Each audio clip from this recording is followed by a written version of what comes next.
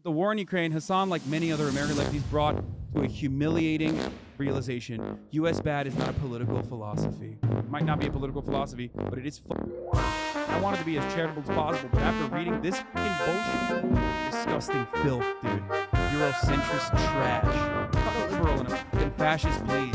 Sometimes, maybe you don't actually reform your attitude and your opinions. Euro trash, motherfucker. Hasan stops the Ukraine-Russia war that was gonna start someday. Dude, he was gonna start. Dude, he was literally like, it was just about to start, dude. It was gonna be like next week. Let's get to the good news, okay? We did it. Yeah, Russia is not invading Ukraine anymore. Invasion is imminent. Invasion is imminent. Invasion is imminent. Seems like NATO successfully deterred Russian aggression. Great news. I knew it. I knew this Fucking absolute troglodyte. Russia's gonna destroy Ukraine. Russia's gonna destroy Ukraine. That's why they need NATO. That's why they need NATO. Or maybe that was never gonna fucking happen. Like I said, it was never gonna fucking happen. I've never seen a group of individuals that will just like relentlessly act like they want a fucking argument, dude. Like, you're lying. You're lying, dude. It's gonna happen. What do you mean? How can you say this? But it's gonna happen. It's gonna happen. Like a bunch of fucking QAnon supporters saying that like the storm is coming. You guys are literally QAnon. You are literally a liberal QAnon and you are doing the exact same copium that the fucking QAnon people do, dude. And then you kept saying that for months, and now that it's not happening, and I kept saying that's not gonna happen. That's not gonna happen. What did everybody say? What did everybody say when I kept saying that's not gonna happen? You're crazy. You're so fucking wrong. It's definitely gonna happen. It's happening already. You really are the Russian liberal. I was right. I was 100% right. Like, I got fucking liberal schizo posting on the fucking timeline about an inevitable invasion, okay? Just actual fucking land war in Ukraine. 100% right. Every fucking outlet, every single fucking outlet routinely lied. They said Putin's gonna invade tomorrow. They're gonna invade the next day. They kept. There's no way. This was the imminent, like, this was the threat. American foreign policy, and it might shock you, is not black and white. I've seen zero fuckers that have said in here that I was right and that they were wrong. Don't feel the need to defend them. I'm not. Breaking news, Russia has now begun invading Ukraine. Breaking news in Ukraine. After weeks of building tension, the Pentagon says a Russian invasion has started. After days on a razor's edge, Ukraine is now a nation at war. Of course, when new information comes out that shows that I'm wrong, I will admit that I'm wrong. My analysis is incorrect. I was afraid of this happening from the jump. Like, I just want to fucking continue with my coverage, but I can't because I keep getting pulled back into this fucking dumbass argument. You could say backpedal Andy all you want, but that's because you are a brain-dead idiot who cannot comprehend that new information comes out that changes my analysis. That, well, you were gloating and that's why we're gloating. Like, shut the f up. None of this matters. You didn't get a victory. Are you entangling your ego in this discussion? Oh, right, it's Hasan. I'm not asking for forgiveness. I'm truly sorry. Flashback to the late 80s and early 90s. This was the terminal era for communism. An economic and social system which was meant to take over the world and usher us into a utopia. A utopia formed in the ashes of the supposedly inevitable collapse of quote-unquote late-stage capitalism. Yet this successor system ended up being overthrown by the very Eastern European peoples who it claimed to champion. The dictatorship of the proletariat. Dictatorship of the proletariat Did not come to fruition, and most of these nations transitioned to liberal democracy and capitalism, a victory encapsulated by the last communist leader, Gorbachev, starring in a Pizza Hut commercial.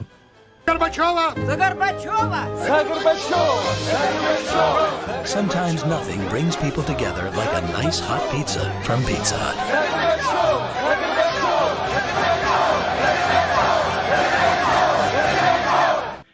Greasy, artery-clogging, cheesy crust 1, Hasan Piker 0. In 1989, the Berlin Wall fell, and in 1991, the Soviet Union collapsed, the same year that our favorite Rolex revolutionary Hasan Piker spawned into existence. Perhaps the atheistic, Muslim god of communism brought Hasan into this world to reignite the revolution through the power of Chanel jewelry and cosplaying as a rich Mr. Bean. It turns out that communism didn't resonate with most working class people or the people of the global south. or really anybody outside of the failed daughters and sons of centimillionaires who fight for the working class and the global south with the power of ordering DoorDash employees like Raj and Jesus to deliver them overpriced lattes and slop bowls. Throughout the Cold War, the Soviet Union and its allies were viewed as the vanguards of the revolution. But the real revolution was the one which overturned the Soviet Union. Revolution will not be televised. Well, this revolution was indeed televised, and they did so peacefully. Well, except for in Romania. The last quote-unquote dictator of the proletariat, the Romanian communist, Ceausescu, of which I'm mispronouncing the name of, eventually got his corpse televised. His corpse really lacked the aura of Che Guevara, though. With the collapse of communism as a meta-narrative, there was no longer a set of real-world nations to follow. Even China would ditch communism and spend the next 15 years focusing on more important goals than a revolution, such as manufacturing plastic animal toys.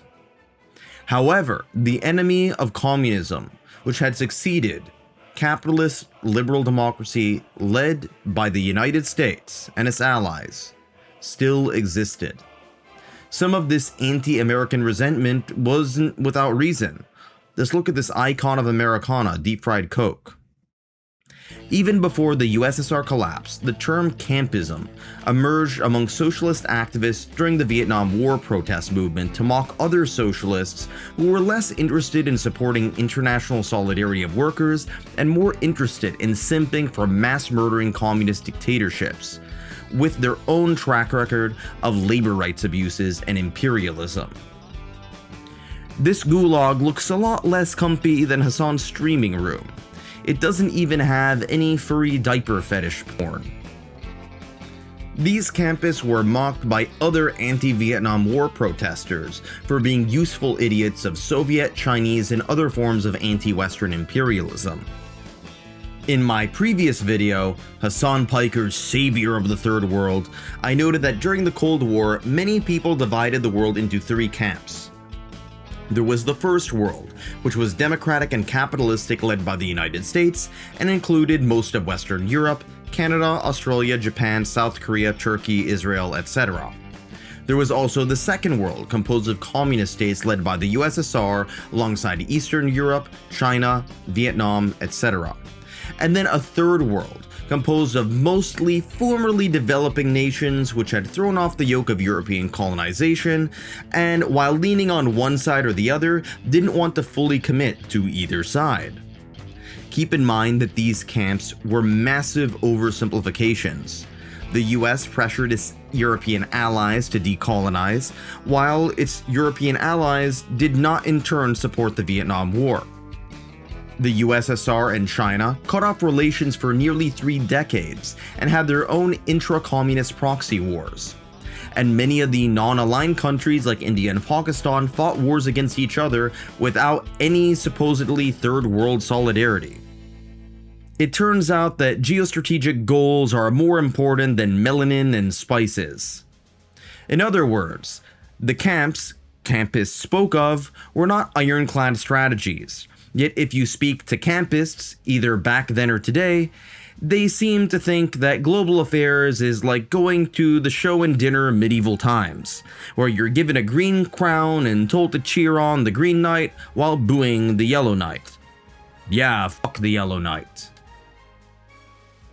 Many really didn't care about Marxism at all at this point, and they are really just interested in guzzling the urine of any regime or militant group which was anti-Western or anti-American. Keep in mind that this was not always the case. Many old-school communists, like Marx and Engels, were actually in admiration of the American Revolution and the United States in general. Karl Marx and Lincoln were pretty much HR pen pals. And the founder of the Soviet Union, Vladimir Lenin, of whom Hasan Piker ostensibly reads, once said, quote, "The American people have a revolutionary tradition, which was adopted by the best representatives of the American proletariat. That tradition is the war of liberation against the British in the 18th century." End quote. This sentiment had vanished during the Cold War, as tankies saw the United States and its allies as being as close to a satanic figure as you could possibly describe in secular terms. And when the supposedly angelic communist regimes of the 20th century had collapsed under the might of their own working classes, the only thing left was a satanic figure to fight.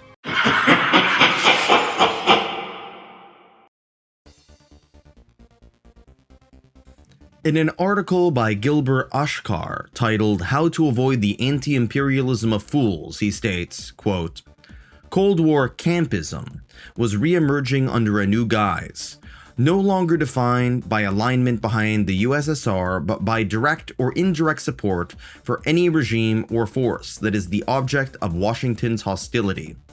In other terms, there was a shift from a logic of, quote, the enemy of my friend, the USSR, is my enemy, to one of, quote, the enemy of my enemy, the United States, is my friend, or someone I should spare from criticism at any rate. While the former led to some strange bedfellows, the latter logic is a recipe for empty cynicism, focused exclusively on hatred of the US government. It leads to knee-jerk opposition to whatever Washington undertakes in the global arena, and to drifting into uncritical support for utterly reactionary and undemocratic regimes, such as Russia's thuggish capitalistic and imperialistic government, imperialist by every definition of the term, or Iran's theocratic regime, or the likes of Milosevic and Saddam Hussein." End quote. And this belief system, my friends, of which Hasan is the most visible online proponent of, is going to be the monkey in the Spank the Monkey game, which is this video. If you say America bad, and you just run with that, and if you're a campist in general, right, you're probably going to be on the right side of most arguments, like 98% of the time. Despite being logically, factually, and ethically vacuous, campism has become popular among a certain subset of privileged Westerners on the far left, and to a lesser extent the far right, who enjoy civil rights, liberties, and prosperity of the flawed yet functional societies they live in, all the while cheering on regimes and militant groups which would kill you for dancing. A young Iranian couple has been sentenced to 10 years behind bars for dancing around Tehran's main landmarks. The pair was arrested after a video went viral showing them whirling in front of the Azadi Tower. The woman was not wearing a headscarf, defying Iran's strict rules, which also banned dancing in public. They were reportedly convicted for promoting corruption, prostitution and propaganda, and sentenced to 10.5 years jail each, as well as being barred from the internet or leaving the country. In my previous video, I covered tankies and third worldists. Now, at least tankies have some sort of economic doctrine they were willing to advocate for. And for all the faults of third worldism, many third worldists do bring up some very legitimate points about the downstream effects of colonialism. Campism, on the other hand, is nothing more than just a spiteful brain laxative meant to shit out all your cognitive ability. Now, those of you with an IQ higher than that of a sea urchin might be wondering how so many young people could come to this conclusion. The easy answer is CCP, algo, TikTok brain rot. On the right side of history, 99% of the time, the easiest way to do this is just to not agree with anything the United States government is telling me. There was less intellect in that TikTok short than there is in this TikTok of a guy dressed up smearing his body in pudding. Now, the long answer is more complicated. Some of this might be an overcorrection of the pro-Western campism of the Bush administration during the 2000s. Every nation in every region now has a decision to make. Either you are with us or you are with the terrorists. Either you're with us, either you love freedom and with nations which embrace freedom, or you're with the enemy. There's no in between. You're either with us or you're with the enemy. That's clear. I will continue to make that clear. President George Bush at the time spoke of an axis of evil, including Iran, Iraq, and North Korea, even though the governments of Iraq and Iran hated each other and fought a war which killed over 1 million people. Another testament to the hyper-simplicity of viewing the world through camps. In the aftermath of 9/11, George Bush painted a simple binary in which you either support the actions of the US government, led by him, or those of Islamic fundamentalists. In the view of neoconservatives at the time, the United States and its allies under the banner of liberal democracy and capitalism had triumphed over fascism during the first half of the 20th century, communism during the second half of the 20th century, and now Islamic fundamentalism during the beginning of the 21st century, all of which were enemies of freedom. And to be clear, there was an element of truth behind this. العادة السرية عند الرجل ما فيهاش هذه المخاطرة. حينما تضع يعني إصبعها أو تضع شيئا، بعض الناس تضع أشياء وهذه أشياء هذا تخاطر، خصوصا البكارة يعني مسألة حساسة، وهذا الغشاء يعني ممكن أي عبث به يضيعه ويعرض المرأة للتهمة. You can't have freedom when women don't have the liberty to pleasure themselves. However, the misadventures of the Bush administration in the Middle East, namely the wars in Afghanistan and even more so Iraq, would lead many millennials and Zoomers who had no lived recollection of the Cold War to support any regime which is anti-Western, or at the very least downplay any of their abuses. This is a worldview that became particularly popular with secularized, westernized, quasi-Muslims who were dealing with an identity crisis that emerged from being at the intersection of two different cultures. You know, people like Hasan. This amounted to an inverted American exceptionalism or Western exceptionalism. Instead of the US and its allies always being on the right side of history, they turned into the apotheosis of evil. If a war breaks out, which the US is not involved in, it's still the US's fault. If a famine happens, it's the fault of something European countries did 200 years ago. Any protest movement against a dictatorship is orchestrated by the CIA or Mossad. Next time Hasan Piker gets constipated, well, he'll probably find some way to blame the Zionists while he's sitting on his communist golden toilet trying to squeeze out a socialist turd. In this worldview, other countries don't have agency or complex histories. The US and its allies are a satanic force which must be defeated by aligning yourself with the beacons of enlightenment and human rights, which are Russia, China, Iran, and North Korea. Two principles that you should keep with you, coming from a person who's Turkish, okay? When you look at a situation in the Middle East, you look at what the local government is and who the Western forces are. Never align with the Western forces. That's a principle that you could take home with you. If you want to actually be moral, or if you want to be smart about the way you analyze other countries, that's one basic principle that you can take home with you. All of a sudden, magically, you are above on your foreign policy analysis. You're going to be better off than 90% of people. In a previous video, I showed a map that an online campus posted displaying the most evil countries in the world. The biggest indicator of a country being evil is if the tap water doesn't cause you to piss pus. On a serious note, what this really boils down to is envy and resentment towards successful, accomplished societies, rebranded as some righteous outcry between the haves and the have-nots. If it was really about the have and the have-nots, these people would have stormed Hasan Piker's Marxist mansion and turned it into a refugee camp for Sudanese migrants. The evilest countries are those which produce the most medicine, art, have the best human rights records, and let you criticize them without dangling your corpse off of a cherry picker. This is what many call the quote-unquote anti-imperialism of idiots. There's like cops that I've dealt with all around the world, European cops in France, American cops, just European cops in other European countries, and even Japanese cops as well. I will say that it's not even remotely up there. The further west you go, the worse cops get, the more aggressive they get. This is the same ass clown who was stopped by police in Beijing's Tiananmen Square over a fucking meme. The same square where hundreds, if not thousands of real freedom fighters were killed by the police and military.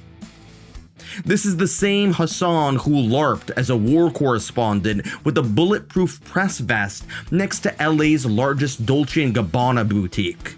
Like, it's crazy because it turns into an iPad. Yeah, these are huge. They've been discovering fire for the first time. Chinese filter, yeah? Like to be in China after being in America for so long. Holy shit.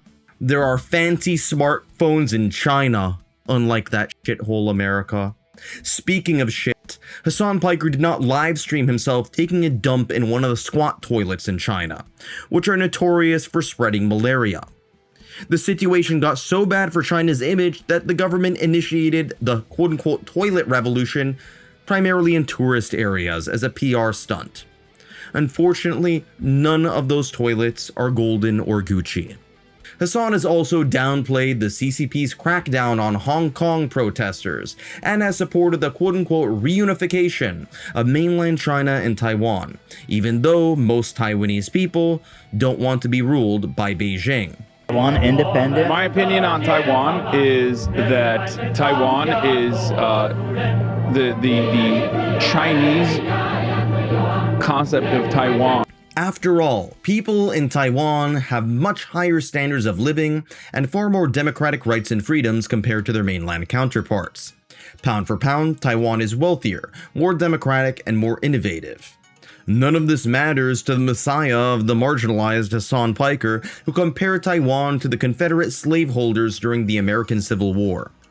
It's like if Texas used to, like, the Confederate States used to rule America, okay, and they were pretty fucking brutal.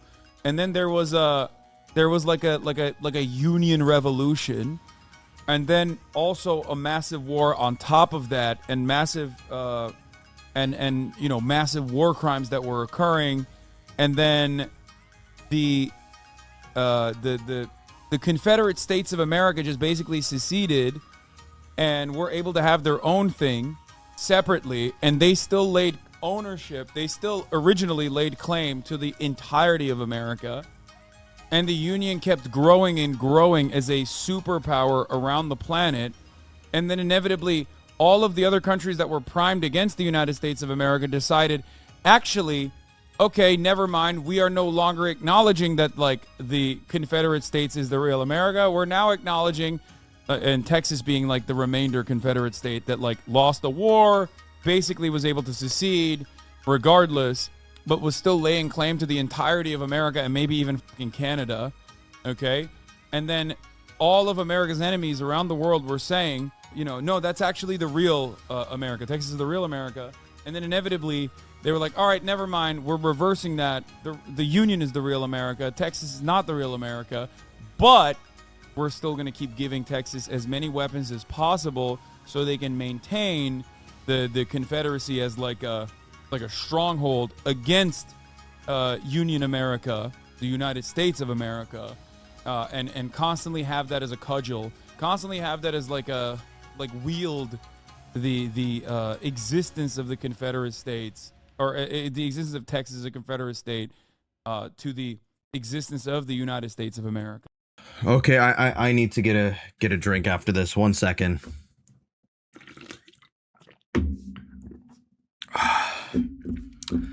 Okay, all analogies will eventually fall apart at a certain point, but this one fell apart before it even started.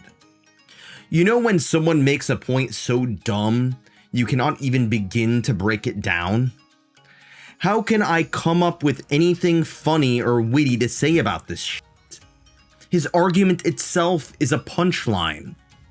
Speaking of slavery, China uses forced labor in the predominantly Turkic Muslim region of Xinjiang.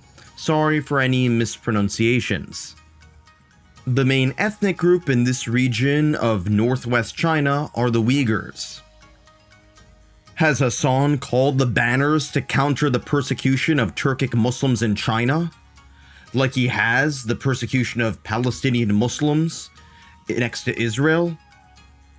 No, of course not, because of West equal poo-poo caca doo-doo fart, anti-West equal fun yummy candy.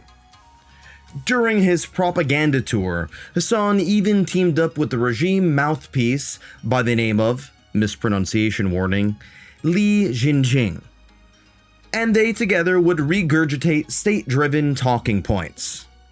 Lee is most well known for being a gulag Barbie. Here she is debunking all of the lies about the forced labor camps against Uyghur Muslims through the power of cosplaying as a Uyghur woman in their traditional dress. The same dress which is heavily restricted by the CCP for Uyghur Muslim woman. But who cares? Her earrings look fabulous. Must belong to the latest communist Balenciaga collection. Look at her glare up in their national dress while she affirms the benefits of organ harvesting. Hasan didn't get to document what was going on in Xinjiang because he said it was too far away. Well, I looked at the map. Shanghai is over 10,000 kilometers away from LA. Shanghai is almost 4,000 kilometers away from Xinjiang. So I guess math is just an evil European construct, and the concept of distance is just a CIA conspiracy theory. It's a shame, because in this region of China, Uyghurs are being sterilized. Meanwhile, Hasan left China without even getting neutered. While Hasan rails against the evils of European colonialism, American militarism, and Zionist occupation, he is quite fond of colonialism, militarism, and occupation when it's done by the Chinese Communist Party in Tibet. Tibet was literally a fucking feudal slave mandate,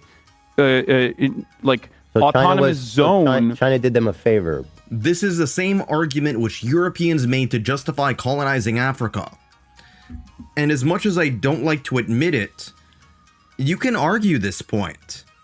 When a more complex society conquers a territory of a less advanced society, they do tend to bring in modern infrastructure, medicine, and institutions with them in spite of the violence and suppression. This happened, for example, when Romans invaded what is now England. China has brought in more wealth and technology to Tibet, in the same way that Europeans did in Africa, but both came with a ton of baggage. But Hasan would never apply the standard consistently because, again, his entire geopolitical philosophy is, as stated before, West equal poo-poo caca pee-pee doo-doo, anti-West equal fun unicorn kitten. That was one, I mean, in America, when I say something like this, people get very upset. You know, we talk about the Dalai Lama saying, suck my tongue or whatever, but like, that's not far from the norm in fucking normal Tibetan existence before the Communist Party came in. Okay, Hasan, let's apply this protect the children, oh, the children mantra consistently.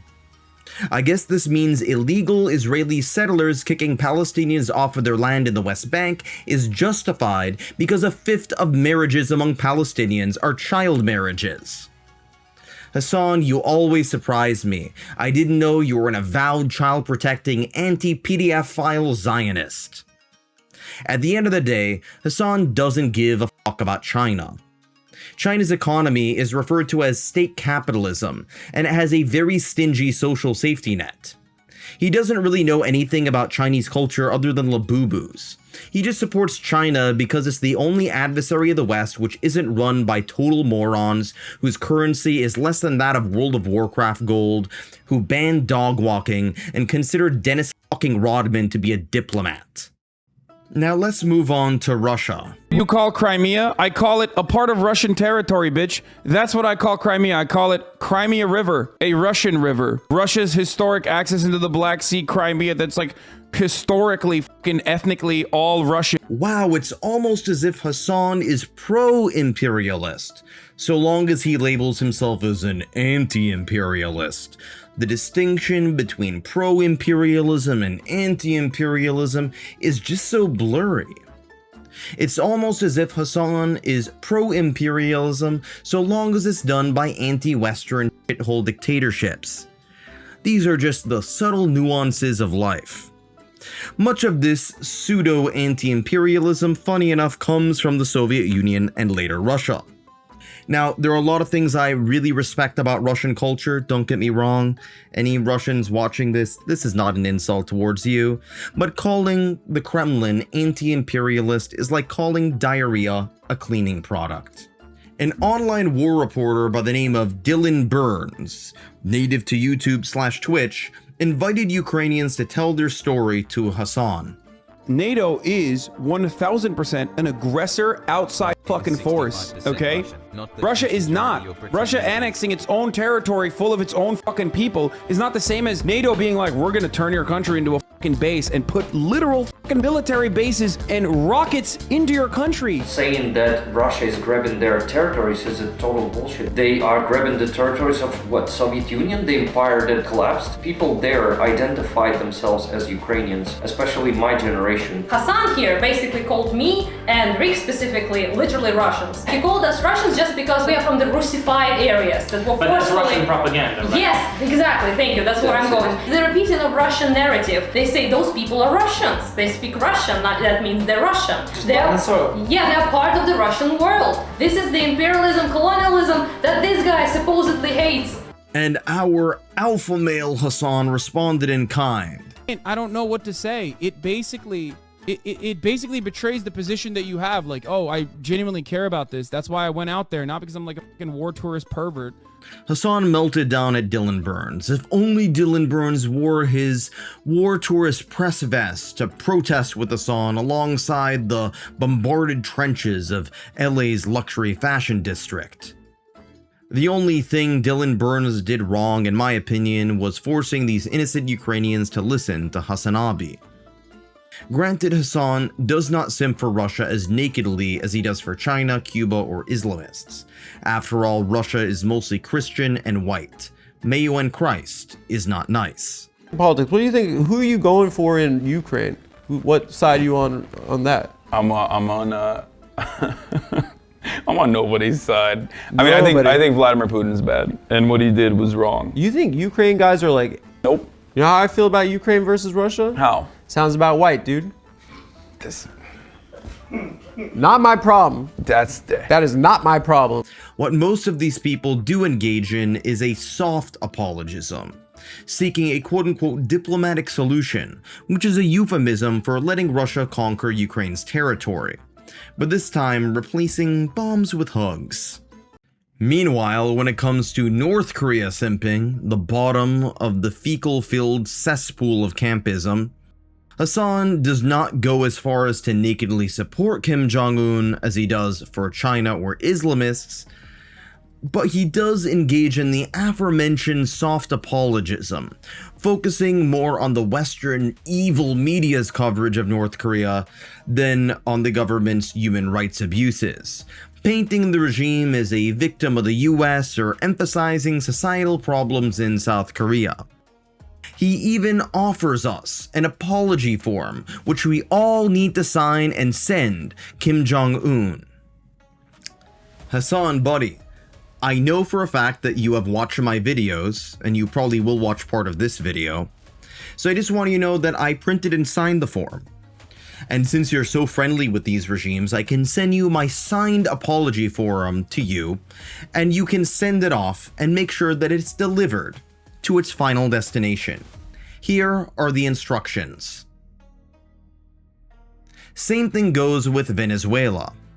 Here was the former dictator Maduro, eating on screen while 3/4 of the population have lost around 10 kilos due to food scarcity and a lack of Uber Eats deliveries. Forget Ozempic, the best way to solve the obesity epidemic is to implement Hasan's favorite economic system. Contrary to what Hasan says, the economic crisis in Venezuela started before broad US sanctions. Whenever these tin pot dictatorships shit the bed, Hasan will blame the US or capitalism for it without any further analysis, essentially acting like the working class cleaning lady paid minimum wage, or I guess in this case actually maximum wage, to clean up the skid marks off of a dictatorship's bed sheets and then filleting the dictator afterwards. After all, both Hasan and Maduro are the voices of the working class in the global south. Maduro on paper probably had a publicly known net worth of around $2 million. Poor thing, that's way less than Hasan and his daddy. However, Maduro's secret fortune was estimated to be over $3 billion. Again, billion with the B. I guess billionaires are totally cool so long as they use their power to starve and rob their own people rather than to sell you octopus dildos for $25. Perhaps if they created a custom line of dictator dildos, those of Xi Jinping or Kim Jong-un or Maduro, or some sort of Hamas member, Hasan would display them on one of his bookless bookshelves, and then use them after stream. To be fair to communists, this product would never exist under a dictatorship of the proletariat. Venezuelans, Eastern Europeans, Uyghurs, Tibetans, religious and ethnic minorities in the Muslim world, Cuban exiles, and Iranian dissidents are just inconvenient realities for Hasan and other tankies and campists. These people are the real activists against injustice. They are living and breathing loud and proud proof that these pampered, parasitic Nepo babies are not the voice of the marginalized and the oppressed. Endure suffering under the communist regime, and we believe that...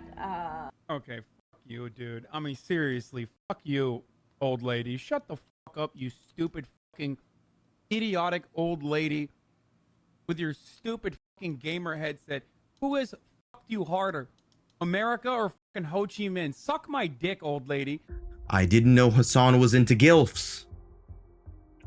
Over the course of the past 10 years, authoritarian regimes and their useful idiots have been using the freedom of the press and freedom of speech in our societies through the use of bots and propaganda outlets and willfully ideologically possessed imbeciles like Hasan to downgrade us. Just check out an old video I made on the subject of the global meme war you never heard of. Shameless plug-in, I know. Examples of this include the Gray Zone, known for its lack of gray matter, alongside RT and the Iranian government's Press TV. These propaganda outlets don't cover human rights abuses in their own countries.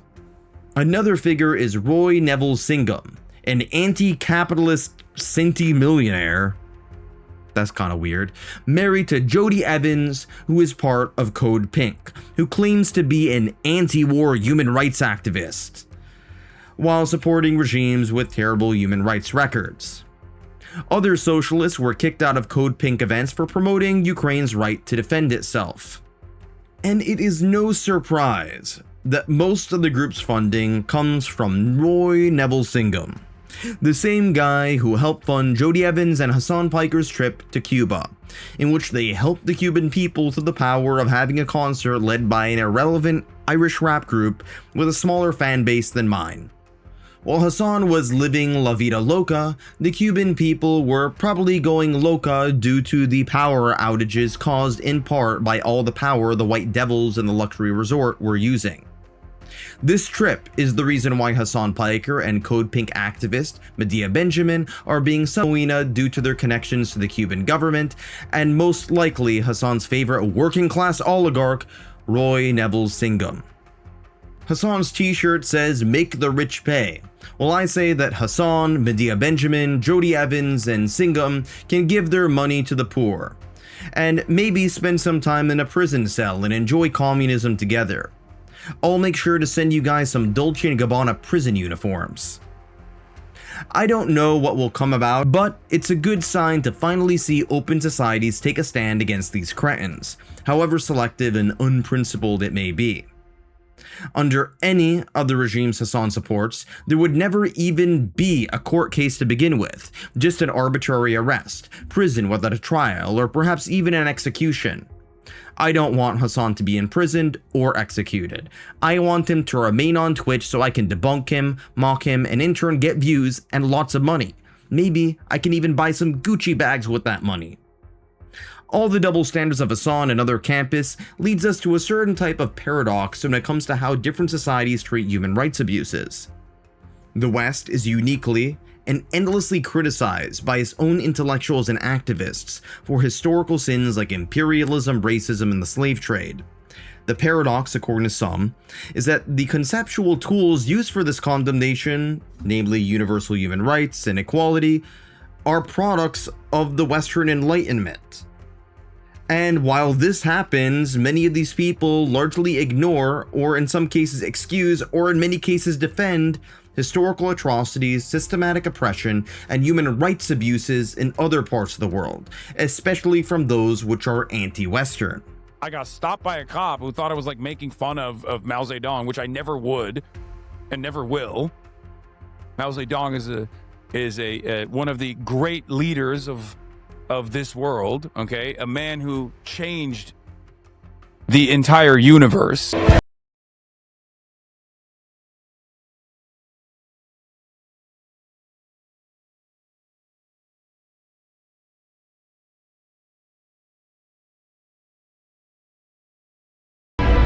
The entire planet.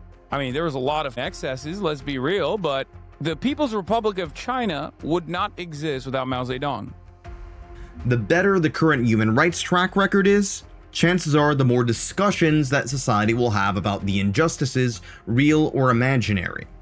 Australia has more discussions about its own moral shortcomings than you'd hear on North Korea's state media. The Iranian state media propaganda outlet Press TV covered the Canadian residential school systems more extensively than it covered the treatment of its own ethnic minorities, women, or dissidents. I have no problem learning about the grievances of First Nations people in an evidence-based manner, but spare me the concern trolling from a regime who kills teenage girls for the crime of showing their hair and listening to K-pop. Taiwan, a country Hasan is not a fan of, has had its own reckoning with its treatment of indigenous peoples in the past, while mainland China is force-feeding Uyghurs pork. Which I guess wouldn't be too bad if Allah didn't punish you in hell for it. If I was the dictator of the world, I'd force-feed Hasan bacon. But then I remember that he only pretends to be Muslim for oppression points. If Hasan had to live in Iran, he would have a mental breakdown once he finds out that his favorite corn website is blocked. While Germany has endless discussions over its brutal 20th century history, Turkey has arrested historians and journalists for acknowledging the Armenian genocide. No society has a clean track record, but the fact that open societies openly talk about these issues is a sign that they are not only more successful, but also, in some ways, fundamentally perhaps good. Meanwhile, these authoritarian regimes, these campist fecal stains stand for, have no interest in addressing their own flaws, and neither do their turd-licking apologists. This is related to the concept of oikophobia, which is the opposite extreme of xenophobia. It refers to an irrational fear or hatred of one's homeland. Hasan and other campists are mad that the open societies they live in are not perfect. They are mad that their societies are not utopias, and so they advocate for dystopia, all the while living in the West. Hasan can't even go back to his country of origin for the most minuscule criticism. This isn't just hypocritical, it's downright parasitic. See this guinea worm eating the flesh through some poor guy's skin? This is your typical campist fulfilling its niche in its natural habitat. The fact that these parasites prefer to live here rather than in the regimes they support shows us that Hasan and other campists really do prefer the Western practice. They just don't want to admit it because, by being honest, it would completely dismantle their entire worldview. Hasan has yet to move to China in spite of all the labubu's. If he ever had to give a fraction of the criticism of the Chinese government in China of which he gives to the US government, he would wake up in a bathtub with a fucking missing kidney. Hasan and other campists speak of a quote-unquote dying American empire. He even said this after the US successfully removed Maduro in a span of 12 hours. Now, regardless of what you think of that operation on an ethical or legal level, this is the opposite sign of a dying empire. It looks like this empire is doing pretty damn well at empiring, unlike some others I could name. The phrase dying empire is for campists what late-stage capitalism is for tankies, a bullshit form of copium for sore loser ideologues like Hasan.